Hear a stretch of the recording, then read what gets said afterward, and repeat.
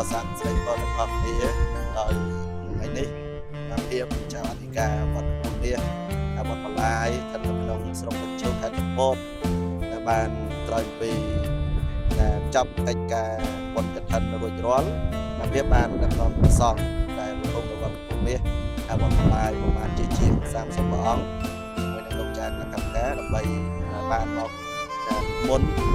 ទស្សនកិច្ចនៅលោកជាតិជាតិបុកគោលើក្នុងបុកគោហើយក្នុងខណៈនេះបាទភាពកំពុងតែគង់នៅចំណុចត្រង់នេះគេហៅថាកាស៊ីណូចាស់បាទតែឥឡូវនេះគេដាក់បុកគោ Palace បុកគោ Palace ហើយនៅដល់ពេលនេះគឺអាកាសធាតុមានមេឃកំពុងតែបង្អោភ្លៀងប្រទេសរត់កំពុងតែបង្អោមកហាក់បីដូចជាស្រោចស្រពឲ្យពណ៌ប្រោះព្រំសាធិការក្នុងដំណើរទស្សនកិច្ចរបស់ព្រះសង្ឃនៅវត្តពុននេះហើយកលេចទៅមើលទេសភាពដល់ខាងក្រោមទេសភាពស្រស់ស្អាតមែនទែនមានទឹកសមុទ្រមានព្រៃឈើបរិបូរណ៍ដោយរុក្ខជាតិស្រស់បំព្រងហើយដំណើរកម្សាន្តនេះគឺជាដំណើរកម្សាន្តចុងឆ្នាំ2025ដែលមកភាពដឹកនាំព្រះសង្ឃដើម្បីនិមន្តទស្សនកិច្ចនៅលើភ្នំបូកគោអញ្ចឹងសូមខ្ញុំតាមអានទស្សនាពីដំណើរទស្សនកិច្ចរបស់ព្រះសង្ឃទាំងអស់គ្នា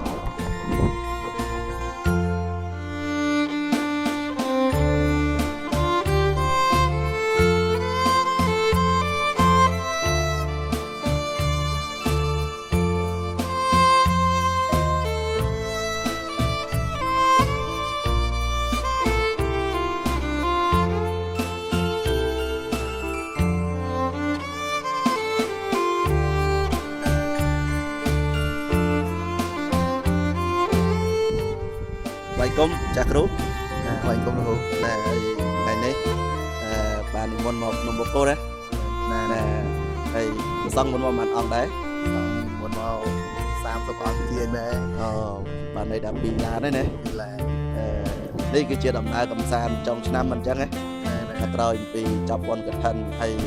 ចាំដឹងពីអារម្មណ៍អង្គគ្រូមានអារម្មណ៍មិនដែរក្រោយពីបាននិមន្តទស្សនកិច្ចមករមណីយដ្ឋានឧទ្យានជាតិបូកគោនេះណា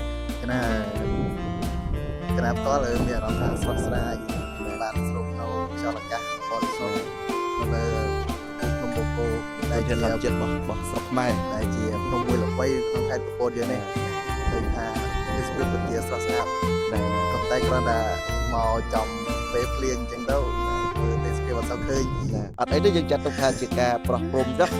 ទឹកភ្លៀងទេវតាឲ្យពរសពសាធិការចុះហើយត្រឡប់ទៅវិញឬក៏សម្រាប់នៅលើនេះគណៈបន្ទាប់ពីដើរទស្សនកិច្ចបានខ្លះមកយើងត្រូវនឹងត្រូវត្រឡប់ទៅវត្តវិញអត់សម្រាប់វត្តទីនេះព្រះប្រសង្ឃទៅនិមន្តទៅតាមសាលារៀនអង្គវិញអរគុណចឹងមកស្កាលី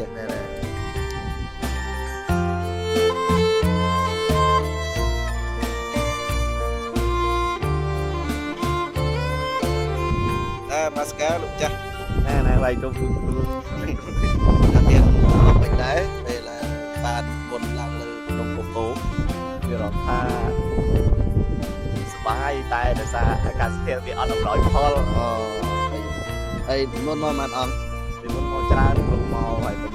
ស្រុកទៅ30អង្គជាហើយសឹងលើនេះហើយក៏មុនទៅវិញគឺជាអត់សឹងទៅដោយសារហើយយើងត្រឡប់ទៅវិញមុននៅខេត្តកំពតហ្នឹងគឺក៏មុនមកពីណា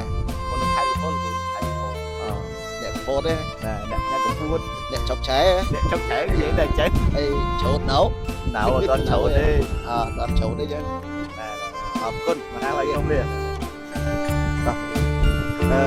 មានអារម្មណ៍មិនដែរពេលដែលបានឡើងបូកគោលើកទី1បែរជាមិនមានធំចឹងមានអារម្មណ៍ថាស្រស់ស្រាយមែនទេពេលបាននៅបូកគោស្រស់ស្រាយអ្នកដើរណាមកើតហើយចង់ទៅសៀមរាបតែបានមកបូកគោលុយមានកម្រិត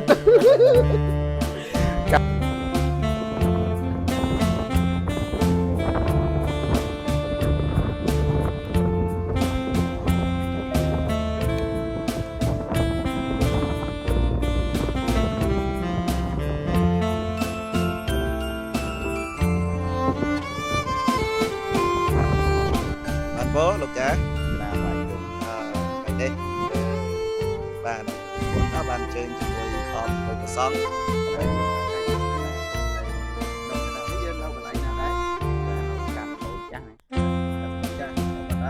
đấy bà chụp bón cái hạt hà Poco Palace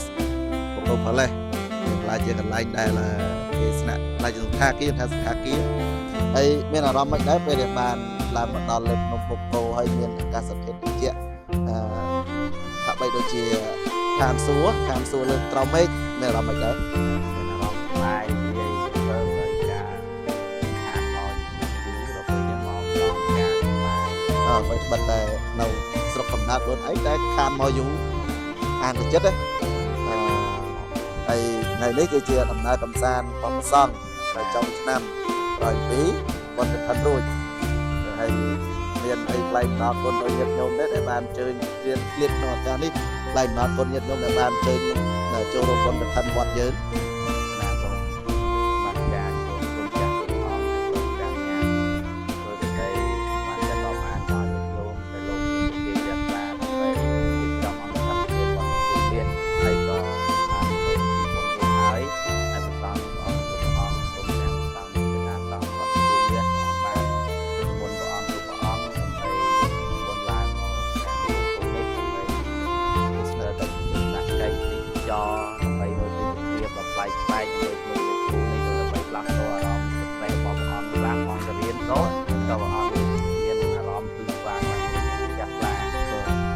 ba giờ lắm có nói nhân nhung là làm tụi ta chắc ba là làm chuyện đi trong phố đó trên phố đó loạn chắc cũng có này nhân nhung mà nhân đây không được thấy chúng ta to đi sau thành phố là tụ hợp có đặc biệt cha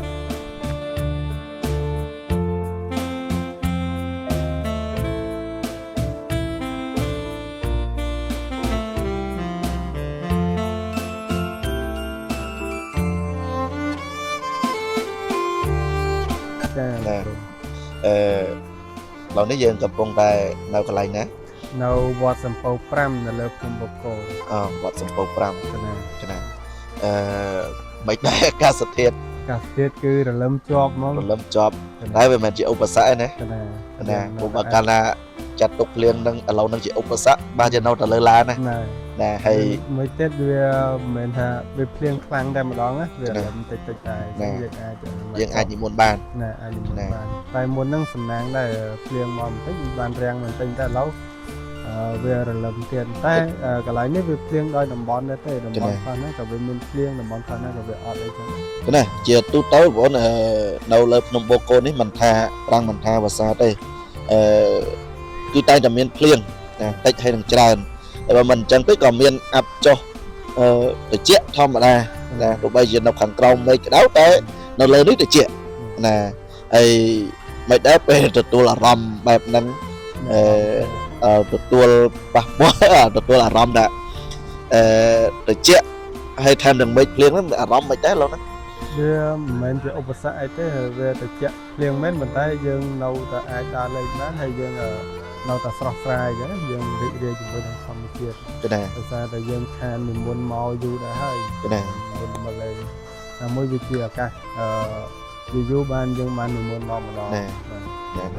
អីមានចង់អីចម្រើនពតមានអីចង់ចម្រើនពតទៅញាតិញោមឲ្យមកលេងកពតឲ្យច្រើនទេ ណាខ្ញុំចម្រើនពរញាតិញោមថានៅកពតពីច្រើនសម្បូរ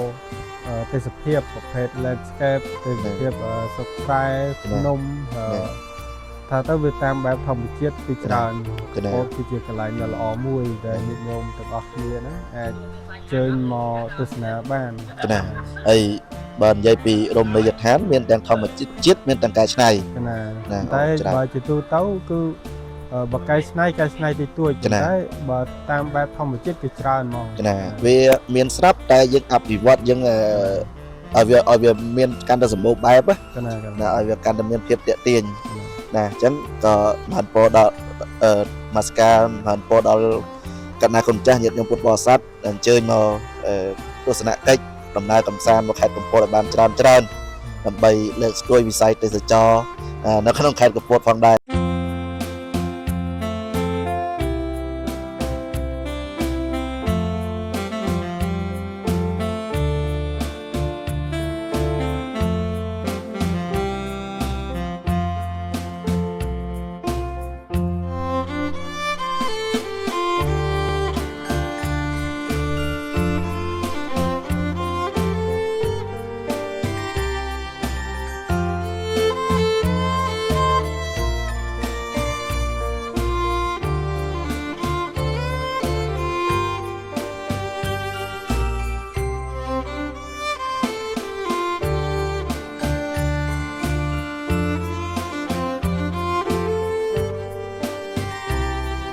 បានពោញាតិញោមពុទ្ធបរិស័ទស្រីប្រុសទាំងអស់គ្នាគណៈពេលនេះមកភាពដែលបាននិមន្តមកដល់ក្នុងបរិវេណនៃវត្តសំពៅ5លើភ្នំបូកគោដែលមកភាពបានដឹកនាំព្រះសង្ឃនិមន្តទស្សនកិច្ចនៅលើភ្នំបូកគោក្រោយពីសម្រាប់នៃការសិក្សាសម្រាប់អំពីការសិក្សាក្នុងឱកាសនៃពិធីបុណ្យអុំទូកមកសំពះប្រខែដែលជាបុណ្យប្រពៃណីជាតិខ្មែររបស់យើងក៏ដូចជាក្រោយពីចប់កម្មវិធីបុណ្យកឋិនទានសាមគ្គីនៅនេតិរាវត្តពូលមាសហើយ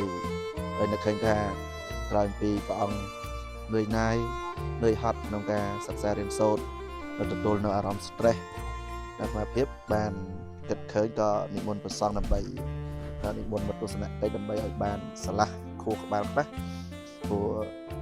ជាធម្មតាញាតិញោមយើងត្រូវការពេលវេលាត្រូវការ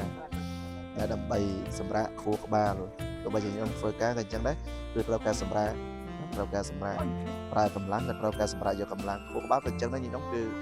មិនតែរៀនរហូតទេគឺត្រូវការ relax ត្រូវការប្រពេលសម្រាប់ដើម្បីឲ្យខួរក្បាលហ្នឹងទទួលបាននៅការសម្រាប់ខ្លះបាទអញ្ចឹងក្នុងគណៈនេះអាភិបបាននិមន្តមកដល់លើភ្នំបូកគោក្នុងស្ថិតនៅក្នុងបរិវេណវត្តសំពៅ5ហើយទេសភាពនោះវាល្អញាតិញោមទេសភាពក៏ប៉ុន្តែវាមានឧបសគ្គខ្លះឧបសគ្គដែលមាននោះគឺបញ្ហាភ្លៀងតែម្ដងភ្លៀងតែវាមិនរហូតដល់រារាំងមិនឲ្យយើងអាចធ្វើដំណើរកម្សាន្តបាននោះទេហើយបានបងញាតិញោមពុទ្ធបរិស័ទដែលទស្សនាក្នុងវីដេអូនេះដែលមានគោលបំណងចង់មកទស្សនកិច្ចខេត្តកំពតកុំភ្លេចកុំខានគឺភ្នំបូកគោមកឲ្យដល់ភ្នំបូកគោឡើងមកដល់លើនេះទទួលអារម្មណ៍ល្អទទួលបានអារម្មណ៍ថ្មីទទួលបានអារម្មណ៍ស្រស់ស្រាយហើយដូចបានជម្រាបពីខាងដើមចឹងហើយកំពតគឺជាខេត្តមួយដែលសម្បូរទៅដោយរមណីយដ្ឋានទេសចររមណីយដ្ឋានទាំងធម្មជាតិទាំងកែច្នៃមានច្រើនកន្លែងមិនមែនមានតែភ្នំបូកគោនេះទេបាទអញ្ចឹងបានពោដល់ញាតិញោមពុទ្ធបរិស័ទដែលបានអញ្ជើញមកទស្សនកិច្ចមកកាន់ខេត្តកំពតហើយកុំភ្លេចភ្នំបូកគោជាទីកន្លែងមួយដែលអស្ចារ្យញាតិញោមទីកន្លែងមួយដែលអស្ចារ្យឡើងមកដល់លើកនេះប្រៀបដូចជាទទួលបានទឹកអម្រឹតត្រជាក់ណាញាតិញោមត្រជាក់មិនមែនត្រជាក់ខ្យល់កណ្ដឹងអីគឺត្រជាក់បែបថាអារម្មណ៍ថ្មីញាតិញោមក៏អញ្ចឹងកុំភ្លេចអញ្ជើញមកទស្សនកិច្ចលើនៅភ្នំបូកគោដែលយើងថាពុទ្ធឈានជាតិព្រះមនីវង្សបូកគោ